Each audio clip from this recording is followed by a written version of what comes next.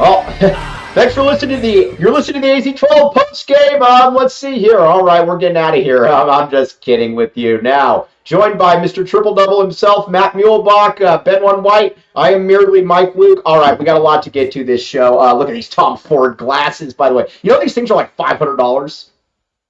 Yours are? Yeah, I got them for free. What'd you get? Courtesy Arizona Primary Eye Care. What'd you get? What kind? Tom Ford's. Tom Ford's. Okay. Yeah, they're very fancy, very fancy. I see Ben White, the coolest person in here, looking on adoringly. But all right, we got a lot to talk about here. This is this is a tough loss because Arizona outplayed Houston most of pretty much all the way. And I gotta be careful how I say this, but at the end of the day, and how do I sound, by the way? Do I sound okay? Ben, do I sound okay? Fix your mic. You need to select the right input. Oh, hold on. I apologize. This is me being stupid. I am dumb. Oh, yep. Not good. How's that? Is that better? Is that better? You sound amazing. All right. That is better. This team, here's the thing. There's two things about this team. They can't shoot like we're going to talk about, and there's a lot of unforced errors. There's a lot of just things where you're kind of like, all right, what the heck was just going on there? And, Matt, what were your thoughts then? Ben One White, you.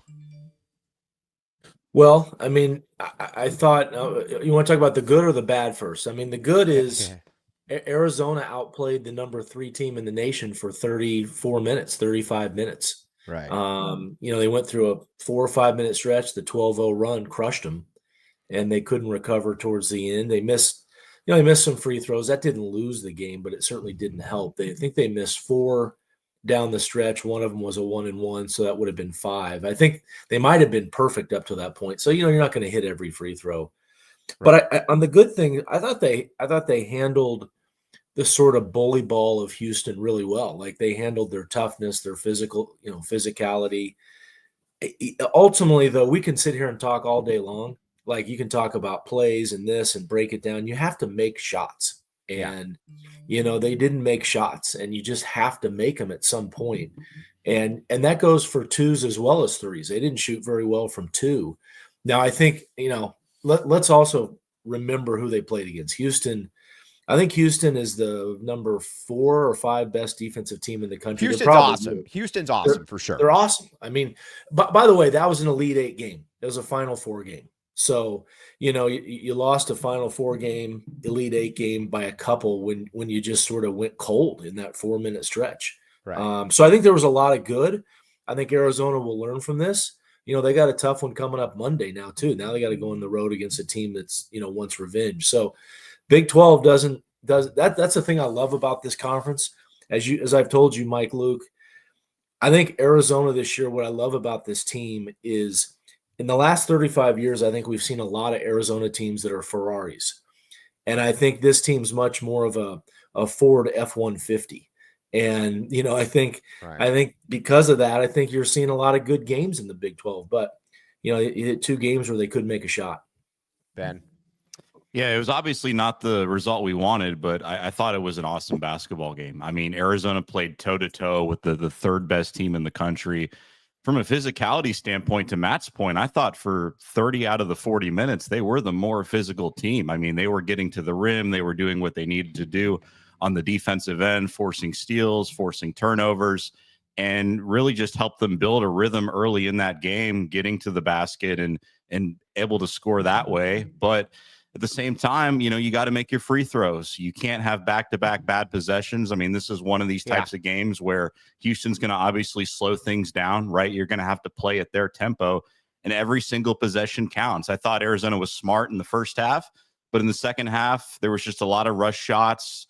Looks that were there in the first half were not there, so you got to give Houston credit for tightening up their defense. So all in all, a great basketball game, and you just can't score. You just can't afford to not score for 9 minutes, and that's really, I think, what this comes down to. All right, yes. I mean, here's where I'm going to disagree with people. We should be a ranked basketball team. Arizona is a ranked basketball team. It is a good basketball team. Are there flaws? Sure. There are absolutely flaws, and we're going to talk about a lot of those flaws throughout of it. But at the end of the game, I mean, they also don't close well, you know? I mean, that's another thing. And Matt, I think that kind of goes to your point as well. You got to be able to score. You got to be able to score the basketball. And you know, at the end of the game, you weren't able to score the basketball. It's pretty much that simple. And if you miss 4 free throws down the stretch, that's the other thing. You miss 4 massive free throws down the stretch. You can't do that. No, you can't. And you know, look, part of the makeup of this team, when you have a guy that you can throw the ball down into the low post and create, you can kind of create offense when you throw it to the low post and just go to a big and he can score. They don't really have that, right? They score a lot of their buckets off of transition, off of just good offense, you know, sharing the ball, taking advantage of offensive plays. At the end of games get really tight. Defenses tighten up. The game gets super, super tight in the lane. And so not that you ever had an easy shot against Houston, but it gets even harder in the last 5 minutes. And you know, if you had a guy, you could just dump it down to the block and let him go to work. You can get to the foul line. You create offense. You get double teamed. They don't really have that player, and so again, you see that sometimes late in the game. It's the same discussion you and I have had, Mike, about the Warriors, right? The Warriors, yeah, very much so. Very same thing. They have a lot of perimeter players, and again, you try to get to the rim in the first 35 minutes. It gets a little tougher, you know, at the late stages. So look, I thought, again, a ton of good things. People are going to be, you know, pissed off because they didn't win, and I understand that. I will say this, what an atmosphere at McKale. Like the intensity you could tell was there. The McKale fans showed up like they always do in big games.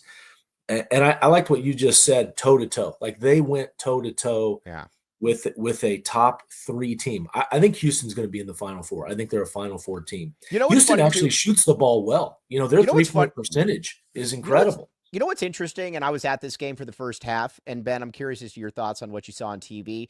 Houston looks like Houston. And again, this isn't meant to diminish Arizona. Houston look as a bunch of men. I mean, that's just across the board. That is a bunch of men. That is, and again, I remember watching that. I was watching it, and I thought Arizona outplayed them. But at the same time, I also came away thinking that Houston is also a better basketball team than Arizona. They just are. On a neutral court, I would pick Houston to win 7 or 8 out of those 10 times. I think Houston's one of the 3-4 best teams in the country.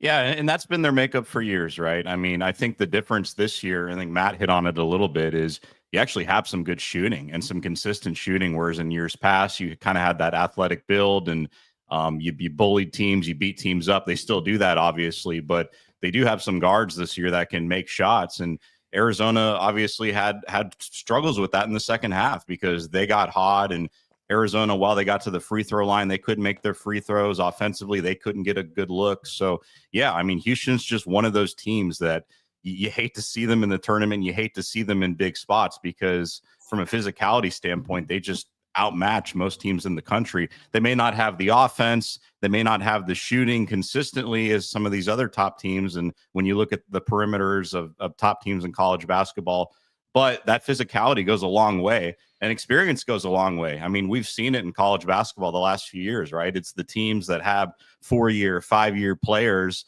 and they have those vets and they have that experience. Those are the teams that are going far in the tournament, right? It's not so much the hot one and done teams that, we saw 5-6 years ago. Yeah, I would agree with that. I think that's it, especially too when you've got a lot of those COVID seniors. I mean, that's kind of, and Houston's got a couple of those ones as well. Let's see here. Mike, I'm tired of Jesus Vaz. I'm tired of Lloyd being outcoached in big games. I'm open to maybe looking to go into a new head coach, Jay Wright. Well, I mean, if Jay Wright, and this with all due respect, if Jay Wright's coming back into college, he's going to a place like North Carolina.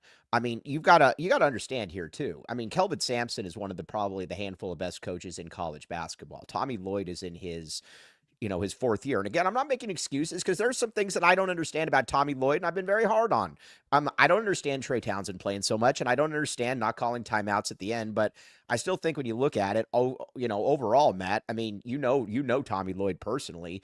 I know we're all frustrated, but this is still a guy that I'm very comfortable having for the next 15 years, period. Oh yeah, no, look. There was a game. I may have said this one time on your show.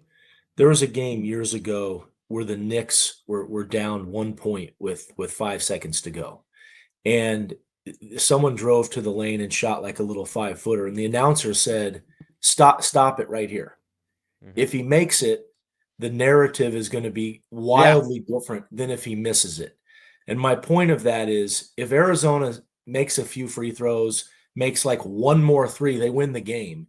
And so the narrative on this game becomes, honestly, like I was ready to say, Tommy Lloyd should be in the conversation for not only Big 12 Coach of the Year, but like National Coach of the Year. Because he took a team that had one starter return from last year, one starter. He has two mid-major players in his starting lineup that he got on as transfers. He has another player from Tennessee that averaged 2 a game last year, and they were 3-4 in December. So what they've done is actually really remarkable, and he's done an awesome job with this team. Now, like you said, Mike, they have some flaws. They got some things they got to figure out. There's some things they can do better. I'm sure there's things Tommy probably will look at this and say that I could have done better. He'll look at that.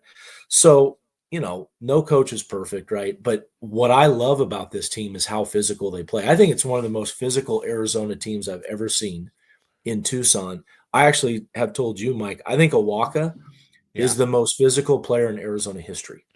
And so I think this team is built for the Big 12. I think they're built for the NCAA tournament. The NCAA tournament, by the way, is more kind to Ford 150s than Ferraris, like I said earlier. Well, let me ask you this. Right. Well, let me ask. Well, let me ask you this, and this is going to get kind of into. This is kind of the point to the Green Valley. We're getting into our. Actually, no, we're going to look at our signature pest solutions, pest of the game here. Basically, I will go with the Houston defense. They were pests. I mean, that's a good team right there. That is a really, really good. That's a really, really good team. I think they're going to play in the Final Four as well. Also, if you use AZ12 for them, you can get $100 off treatment and $50 off pest control. Matt Muehlbach and Mr. Ben One White. But Houston, there's a next level of physicality to them. You know what it reminds me of a little bit, Matt? Reminds me a little bit of some of those Herrick teams in the mid-90s. They're just big, they're physical, they're athletic. There just kind of reminds me of that. Again, I don't want to be this, but at the same time, there's also that team's just also a little bit better. I don't know what else to say. What do you guys think? I would agree with that. I think they're a little bit better. That's why they were a 2.5-point favorite on the road in a place that's one of the most impossible places to play in college basketball. And look, give Kelvin Sampson a ton of credit. Couple things on him. Number one, he's had a little bit more time at Houston to develop this kind of year after year after year culture. Tommy's just getting started at Arizona. This is his 4th year. I think Kelvin's been there, 6-7 years, if not more. And by the way, how cool was what Kelvin Sampson said this week about Arizona and Lute Olson? And he meant it. He lived it. He knows it. Oh, we got a super snap. Real quick, we got a super snap. Now, let's see, Meisner, $10. Can we get a solid week of 100% shooting practice? Making shots would cover up all the flaws instantly. Totally agree. But, I thought that was really cool. But Kelvin Sampson is the Hector. Why do I even watch? Stop sucking Houston's good. Yeah. I don't they're really good. I mean, they're a really good basketball team. Ben, go ahead. Yeah. I mean, you're just going to run across this when you play a team like this. And I go back to the fact, and we talked about this earlier in the week, Mike. I think the Kansas State loss was a good thing in the sense that it really got you motivated and you got you up for this game. And Arizona proved that they could go neck and neck with Houston. I mean, you saw Caleb Love. I thought, obviously, you thought he was going to maybe go in this game and look to get hot from a shooting perspective, and you certainly like that. But everything else, he did just incredibly well. I mean, the defense was there, the assists were there, the passes were there. I think for 30 minutes, this team played maybe the best it's playing all year. I mean, offensively, it's going to be tough to put up 80 to 85 points like they like to do against a team like Houston, just given the defense and the tempo. But top to bottom, man, I thought your Arizona players played really well. And they just ran into a little bit of a wall there in the second half where you couldn't make shots because A, you weren't getting the looks you got before, and B, Houston's just a really good defensive team. I mean, I don't know what else you could do, and you had some limitations there. But again, if we're having a free throw that goes in, if we're having a 3-point shot that goes in there in the second half, or Arizona is able to get to the line a little bit more and make some more additional shots, they probably win this game. So again, 4-point loss, top to bottom. I thought they played well. They just had a stretch where everything went wrong there for a few minutes and it cost them. I want to talk. All right, Cody, we're good with that one now. We're going to talk now. It's the Green Valley Decorative Rock star of the game. Making money here. Okay. But here's where I'm at here with this. How many games we lost late and we went silent? Yeah. At the end of the day, I know everybody gets on Caleb Love, and I get it, man, because at the same time, Cody, if Tommy Lloyd, I'm going to just say this real quick. Actually, I'm going to change it to Cody Stevenson. If Tommy Lloyd hit the open market, he would absolutely be the most sought-after coach in all of college basketball. Without question, he would be that. The dude's won 80-something% of his games here. I assure you that a bigger school would come calling if he was on the open market. I assure you of that. Okay, now and here's the other thing too. I love, like, I look around schools and I can see how volatile it is with a coach, but at the end of the game, it is what it is. Caleb Love. Caleb Love is I like watching Caleb Love. I'll be honest, I do. But at the end of the day, people that get on Tommy Lloyd for Caleb Love is what he is at this point, man. I mean, he's going to do some really great things. He's going to do some really dumb things. There's no way about it. Now, I don't think for a second that Caleb or that Tommy Lloyd likes some of the stuff that Caleb Love does, but at the end of the day, it is what it is, Matt. I mean, some players are just flawed. They can do a lot of good stuff, but they're also just flawed at the end of the day. Yeah, he's a 32% career shooter. That's what he is, and right. I think he's shooting that this year. So, right. But you know what he's done this year, I really appreciate. He's become a much better defender. He's really sharing the ball well. I don't think Caleb's trying to miss shots, when he takes them. Now, could you argue he needs to take better shots at times? Yeah. I mean, he's a high volume guy, and I think he's always, and Tommy and him are always working on taking better shots. Do you maybe say maybe you just take, some more twos? By the way, how cool was the left-handed shot that he hit? That was awesome. Yeah, that was awesome. At the shot clock, that was awesome. A couple other shout-outs too. The shot that Carter Bryant hit to bring him within one, I think, was humongous. I mean, it's so cool to watch him develop, and he's not even close to where he can get. Right. Vasar again played well again. The other guy that I got to give a ton of credit to was KJ Lewis. He's playing better. Yeah, and he's playing hurt clearly.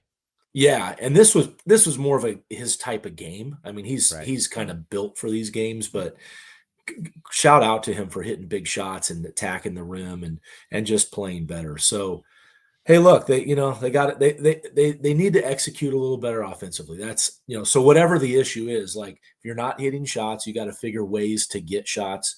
Again, it's really difficult against Houston. It's always going to be difficult against them, but that's something they'll work on. I think it's, in the long term of thing, it's not really a bad loss. It's frustrating for Arizona fans because you're winning the whole game and you feel like you should have won the game. But other than that, in the big scheme of things, it's not a big deal.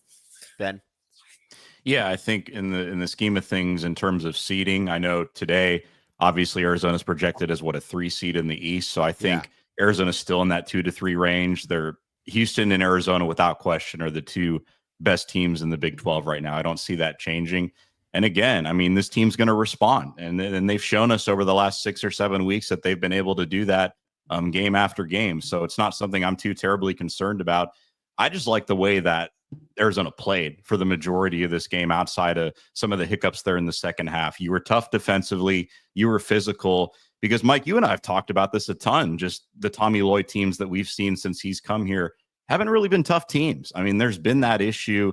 We talked about that year after year. And I think this is the first time where you look at this roster and say, yeah, there are some limitations. Yeah, there are some things that need to be certainly improved going into March. But being tough and being physical and being willing to do the dirty work and get the rebounds and get to the line and all that stuff, it gets you far in this conference. And this isn't the Pac-12 anymore. You're going to have to be physical. Every game's going to be tough, and this team responds well, and I expect them to respond well moving forward. I got to give a little bit of a shout out right here. This is my mother. So if you don't like me, then you blame this woman down here. I mean, she is, there is no bigger, and I assure you of this, Matt Muehlbach, there is no bigger Matt Muehlbach fan in the world than my mother, Janet. She says the TL bashing is so tiresome. Love your mom.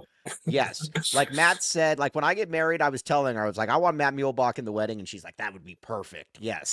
So, but no, at the end of the day, though, my mother loves Matt Muehlbach, and to give you an idea how much she likes Matt Muehlbach, she has, I think, my Twitter notifications on, so she gets a ping every time like that I'm man, that's like every 10 minutes now, Mike. Yes, exactly. So that not good. But hey, shout out to Mrs. Luke. Shout out to yes. Mrs. Luke. That's awesome. She said there, she's like, I've been waiting for Matt to reply that he's going to be on the post-game show. And I'm like, all right, I got to text him now. So you have no bigger adoring fan than my mother, but love her. Yes, exactly. Now I want to say something. Ben made me think of something. I want to throw this out. Think of what was it 3 years ago? Or is it 4 years? Whatever Tommy's first year, they play Houston in the Sweet 16. Now, Houston should have been like a 1 seed, should have been a Final Four game. Oh, yeah, they're a 5. Yeah, that was a joke. So, but anyway, that Arizona team, I don't think anyone would argue was a better talented team, was a more skilled team than this team. That team was never in the game against that Houston team. Yep. This team was not only in the game, but was imposing its will on this Houston team. I mean, they seem like the same Houston team to me. They just changed a couple names and a couple numbers. It's the same team basically. And this team is like I said, not as talented or skilled as that team. And yet I thought they were superior than Houston for 33 minutes or 34 minutes. So look at the difference and the way Arizona can play with teams like that. Now, again, they didn't win the game. You can criticize them all day long for not executing it, for that 5-minute stretch. But I think it's an interesting contrast.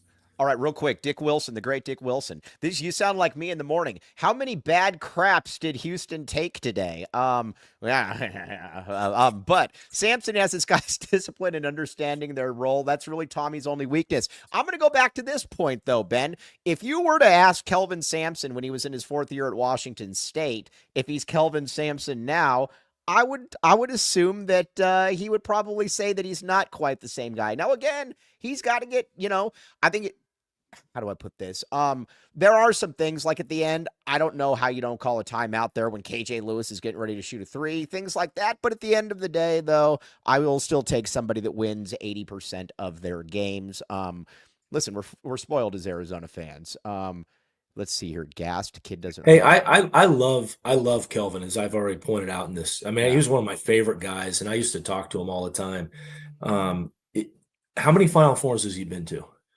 1. And he's been coaching. He's been to 1 Final Four. He's been a coach for right. I don't know how many 500 years. I mean, like, what are we talking about here? Like, right. Let me ask Matt. Let me ask you this: how many? If we were in the social media age, and you, and I'm not meaning because listen, you were in a Final Four and in a Sweet 16, so you were in a first round loss. Let me ask you this: how would? And Lute had a number of them. Wait, did you say I was in a first round loss? Weren't you in a first round loss? Hell no. I thought you were the last. Don't throw me in any first round losses. Oh no, I do apologize. It was the year after you. I do apologize. Matt was not with East Tennessee State. No first round losses, baby. I do apologize. Yeah, Seton Hall and Alabama were not first round, my friends. I apologize. Yes. Let me ask you this though. How would, and Ben, I'm curious from the generational view as well. How would they? That was so bad. How would they? And social media when Lute's losing in the first round to East Tennessee State, then to Santa Clara as a 2, and then to Miami of Ohio when he's the preseason number 1 team a couple years later. How would this team have how many times would how would people have dealt with that? Go ahead. Talking to Ben or me? And both of you. You guys, I see Ben, John go in ahead. position. Go ahead, Ben. I think it'd be a similar reaction, right, Mike? I mean, Right. in the era of having such a short memory in terms of what you see game in and game out, I think you'd be getting grilled. I think it'd be a similar conversation to what we're having with Tommy Lloyd. But I think on the flip side, right, if you're comparing it, Lloyd, in terms of regular season wins and what he's done, I mean, he's built up more credibility because earlier in his career, he's gone further in the tournament. So, yeah, I get your point. I think it'd be a similar conversation, but Matt nailed it. I mean, Calvin Simpson's your perfect example. One Final Four, he's been coaching so many years. Houston's in it every single year. Mark Few is another good example, right? How long did that take, right? Gonzaga's no joke either. So it's just the nature of the game. Okay.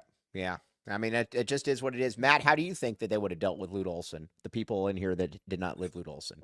I mean, they were rough on him without social media, so Right. Yeah, you can imagine with it that it would have been tough for sure. Right. You know, and it's a quick reaction these days, and that's part of it. Look, like I said, I have no problem with people if you want to criticize game to game a decision or like you're calling stuff out, Mike, like, hey, maybe you should have done this or played a guy. But from a super high level, you want to look Yeah. at 20,000, 30,000 feet. Tommy's Yeah. one of the best coaches in college basketball. I'll tell you what, I was doing a game. Utah, I did a Utah State, Colorado State game this last week in Logan.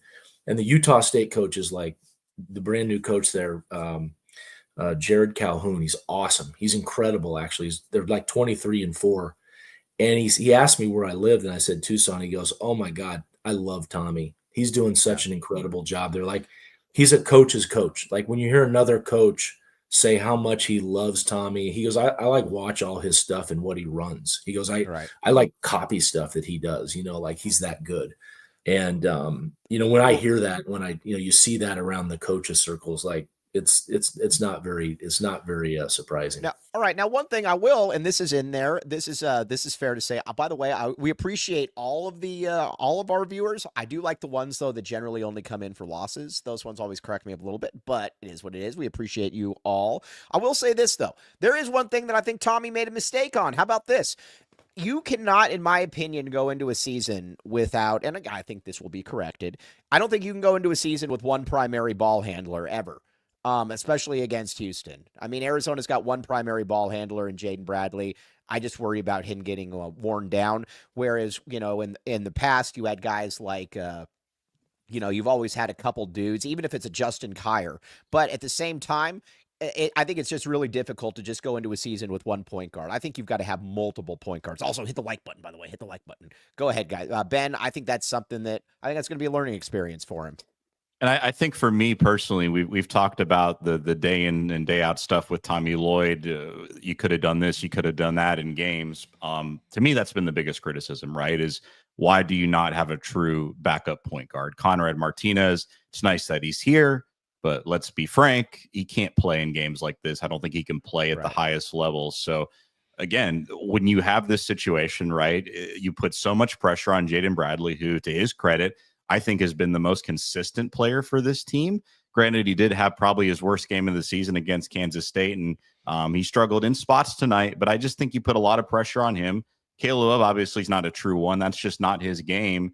So I get it. Like, you've got to make a lot of pieces work, and Tommy Lloyd was in a tough position because you bring back Love. You had to kind of rebuild things compared to last year, but yeah, to me, you've got to find a way to get that true backup point guard. It doesn't have to be a four-star kid by any means, but it has to be somebody who can come in, run the offense, who's capable, make some shots here and there, play well on the defensive end. I think Arizona, we're having a little bit of a different conversation if they have that player, I think, and maybe some of these hurdles early on in the season aren't quite as rough, but at the same time, you got to give credit where it's deserved, right? Arizona is where they are for a reason, but to me, that's something that's still bugged me all year. You got to have another true point guard on this roster. You just don't have it.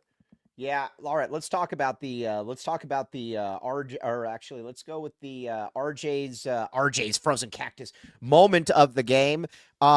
Well, I'm going to go with the big moment where Arizona was up 7 and then they were down 3 with in no time flat. And that's just what happens in basketball. That was when you knew, like, all right, well, Arizona's worked this entire time to be able to get to this point. And now this game is essentially that, you know, You allow that kind of run to happen, you're going to be in big problems, and that's exactly what it is. Yeah. No, we talked about that was the 4-minute. What do we always talk about with Jamino? The 4-minute death, something the run of death. This most of the time the run of death in McKale means a 15-0 run on Arizona's part. This was kind of the reverse run of death in McKale. It was a tough 4 minutes. Right. I mean, yeah, seriously. I mean, Ben, I don't think that I'm wrong on that one either. No, you're not. And Arizona couldn't make free throws. They couldn't get a good look. They went 9 minutes without a field goal. So right then and there, when offense is already hard enough to come across in a game like this, right? Every single possession matters just because of how Houston plays, how they slow things down. It's hard to go on a 10-0, 12-0 run in a game like this. So you got to be consistent with the shots you're getting and the shots you're taking. And that just didn't happen in the first half. I'm curious though. Yeah. I'm curious though, Matt, your take on kind of what we were talking about earlier in terms of Arizona just not having that true backup point guard. Yeah, I mean, you'd like it, right? You'd like it. And I agree with you, Martinez. That's a tough game for him to play. It's also, part of the difficulty too is that's a tough game for Delhi to play in. That's not really his type of game. And so you're not, you don't get him in. He's playing limited minutes. And so normally what you could do is put Jaden on the bench, let Delhi, slide to the 2, move somebody else to the 1. The problem is everything got squeezed. And it's interesting you mentioned, Ben, I'd forgotten that Jaden, offensively didn't have a great game against K-State. He struggled again offensively today. You do worry a little bit about him, wearing down middle of the season, playing heavy minutes. I think part of that too is just he's trying to, run the team against Houston. When you're trying to, I think he did a really good job not turning it over, if I'm not mistaken. I think Love is the one that had a bunch of turnovers today. Yeah. So not great. Yep. Not great on his part on that. But as a team, 10 turnovers against Houston, I'd take that all day long, every game against them. Yeah, I mean, that's kind of what I come back to as well, is that I think you would take that one. It's just kind of, like I said, it's just a little bit frustrating to end up losing a game like this because it's, it's one that you, they should have won. It's one that I think you should have won. Now, I also want to say something here. I'm getting all these people now in my comments that are saying that they're going, well, hold on, Mike, this is your job, but wake up. If it's not free throws, make some effing shots. ADO and Townsend are useless against you. Listen, man, I don't know why you're yelling at me. I mean, people know I don't think Trey Townsend's good enough at this level. Don't push me. I mean, I'm just a dude with a podcast. I mean, I don't know what to say when I know that. But you're Mrs. Luke's son. Come on, Mike. Yeah, I know. There is somebody out there that loves you. You know what I would like to see the rest of the season. I'd like to see, because I'm a big fan of Caleb, just personally as a person. I like the guy a lot. He struggled at times shooting the 3. We've talked about, you want to see Caleb get to the line more, right? Now you can't. It's not easier said than done against Houston. You can do it against exhibition teams and lower ranked Division I teams. Against Houston, it's really difficult. I'd like to see him explore the mid-range more. I totally agree. Right? And he made the one miraculous left-hander, but I remember Miles Simon and how unbelievably good he was at the mid-range. So when offense would break down, and it wasn't a mid-range game like, who's the guy for now the Kings that's the mid-range master? DeMar DeRozan. DeRozan. He used more of his body and had, it had no problem with contact, right? He would get guys kind of in jail or on his hip or whatever and love that contact. I'd like to see Caleb. I know he has it in him. I think he can do it. You don't have to beat a guy off the dribble and go Sean Elliott and just jump over him and hit a 15-footer. I want to see Caleb get a little more touches in the paint, have absorb contact and either get to the line or shoot little 10-footers. Right, Ben. Yeah, and I think he can definitely do that, right? I mean, because he's shown just all the other things he's been able to do. I mean, Matt hit it on defense. I thought he was Arizona. Well, I guess KJ Lewis probably, but he was Arizona's second best defender today. I mean, just what he's able to do. And I think he's realizing, and you and I have talked about this, Mike, that after college basketball, the NBA is probably not for him. And guess what? If you're going to go overseas and you're going to have a long career and make a lot of money, you can't just be a 32% shooter. You've got to do other things. And I think he's shown that. I think you're going to continue to see that. And you would just hope that they respond well. I think they will. I think KJ Lewis deserves a lot of credit for the way he played. Granted, that shot at the end was not ideal, but as we've talked about, you're always going to get one or two plays every single game where you kind of scratch your head with him. But the effort, the motor, the defense, the toughness you get out of him, I think really trickles down to the rest of the rosters. So top to bottom, I get it. Arizona fans are not happy. They kind of choked the game away. They played better for 30 of the 40 minutes. But you've got to, I think, look at the flip side of it, right? And be positive and understand that, hey, Houston's a really good team. This could have been tough. I mean, Arizona could have lost by double digits. I could have easily seen them losing this game like that. I didn't think that would be the case. I thought they would respond well, given everything we've seen the last few weeks and the games they've played. But I still think you got to remember, you're in a great spot in the Big 12. You're one of the best teams in the conference, and you still can win this conference. I mean, you got to play well. But if you can split on the road and continue that momentum, you're going to be okay. So I'm not as upset with this loss. I get why people are, but I still think we saw a lot of good things today. Reminded me of the UCLA game. Yeah, it has a lot of UCLA there was just Matt. it. It's almost like you're reading in the comments because these people actually the only person that Matt Muehlbach is smarter than the people in the comments. Or actually, Matt's smarter than everybody in the comments. You're all smarter than me though. So again, I am the denominator here. Ben White is certainly in that upper echelon though. I am at the bottom. I am the bottom feeder of the intellect here. All right, now. It is time where it's going to be a little bit of a shorter post-game show. Got a bunch of nonsense going on, but also we've got the Aris dental look ahead. By the way, Matt Muehlbach, have you ever had a tooth implant? I have not. All right. Well, my mom has, and get a load of this. They're like $8,000 or whatever they are. Or if you don't get the $8,000 one, then you've got to go to like Honduras or Ecuador, and who knows what's happening down there with those ones to be able to afford it. Aris Dental, though, you can get a tooth implant and a crown for all $1,997. And again, no gimmicks, nothing like that. Check it out. All right. The look ahead. Arizona, you got to beat Baylor now. You got to beat Baylor. I don't think Baylor's that good. They're very talented, but you got to beat Baylor, period. Yeah, that's a tough one to respond from, right? Because they played Baylor, I think, earlier, obviously, McKale, and Baylor didn't have at least a player or two healthy that game. And I don't know if those guys are back, but those are tough when you win the home games and you got a road against somebody who's probably, only a bucket or two less than you on a neutral. So that'll be tough after two losses. But I will say this, Tommy has been a coach that has responded really well over the first 3 years at Arizona. They've been awesome after losses, typically. Right. Yeah. Ben?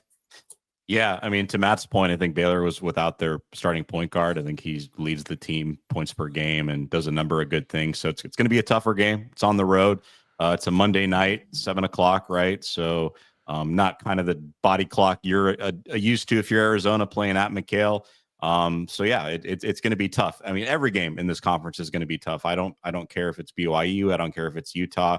Obviously, those two teams are not quite at the level like what we saw today. But when you go on the road, anything can happen, as we've seen. So Arizona's got to respond well. I think they will. And you look back, you look down, you've got 6 games left in the season. If you can go 4-2, you're probably in a pretty good spot there, Mike. Yeah, I mean, you got to remember the seedings that just came out had Arizona as a 3 seed, so they probably dropped to the 4 line now with a terrible loss against Houston. But so you're telling me that there's 367 Division I teams and Arizona's in the top 12. Right. Yes. Yeah, only in the top 12. Yeah. It's a good spot to be right now. Yeah, and this is also too, and I always kind of feel. I always feel bad for the young ones a little bit. The young ones, look at me. I'm talking like I'm Father Flanagan with like young Ben White on my knee, patting his head. But Father Flanagan, also from Omaha, Nebraska, by the way. Listen, I think the thing that made the Lute era so great and why it's easy for me to deal with some of these losses is that Lute Olson, by any metric, is one of the 15 best coaches of all time in college basketball. Kelvin Sampson said, Arizona was the standard for 15 years. There was a ton of highs and there was a ton of heartbreak with Lute. But Again, yes, I corrected that, Ollie. But there was a ton of losses, or then a ton of heartbreak as well, by underperforming.